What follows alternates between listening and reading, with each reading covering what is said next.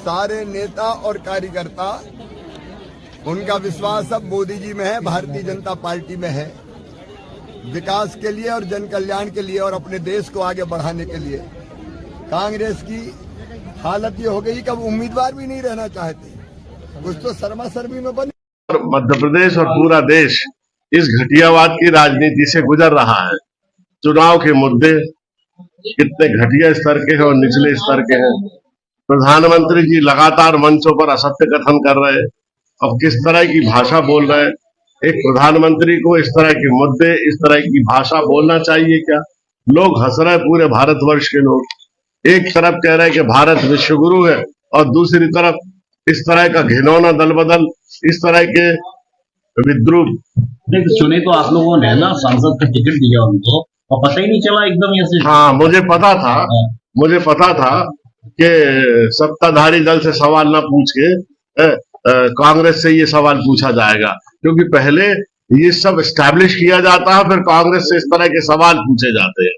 ये बहुत योजनाबद्ध तरीके से पूरे देश में हो रहा है। मुझे एक चीज आप बताइए कि इसके लिए भी कांग्रेस जिम्मेदार है। कोई व्यक्ति अगर इस तरह का धोखा दे, कोई इस तरह की निर्लज्ज राजनीति करे, हम किसी व्यक्ति पर विश्वास करें, हम किसी व्यक्ति को अपना हृदय दे दें, अपना विश्वास दे दें, और वो इस तरह का अगर धोखा दे, तो ऐसे धोखेबाज को आप उचित कहेंगे?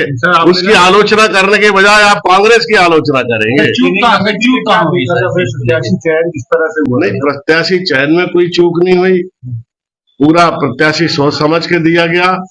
उसके बाद जो दबाव की राजनीति बनी इंदौर में, जिस तरह के नेता इंदौर में है, कैलाश विजयवर्गीय, मेंदोला, आप तो जानते हैं ना कि उनसे इस तरह की, उनसे कोई अच्छी राजनीति की तो उम्मीद की नहीं जाती।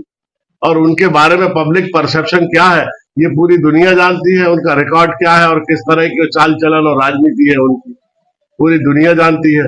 तो ऐसे लोगों ने षड्यंत्र करके, आपने देखा कि जब हमारे उम्मीदवार को ले जा रहे थे तो कैलाश विजयवर्गीय आगे बैठे, पीछे मेंदोला जी बैठे हुए थे। ऐसे जा रहे थे जैसे महाभारत की लड़ाई जीत के पांडव युद्ध की भूमि से बाहर निकलते हैं। लेकिन ऐसा कर क्यों रही बीजेपी? उनको तो पूरा 400 पार का भरोसा है। मध्य प्रदेश में 18 साल से उनकी सरकार है, केंद्र में 10 साल से उनकी सरकार है। मध्य प्रदेश में पहले 2 चरण के चुनाव के बाद जिस तरह से मतदान का प्रतिशत गिरा, इनको ये लगा कि इनकी जमीन हिल रही है।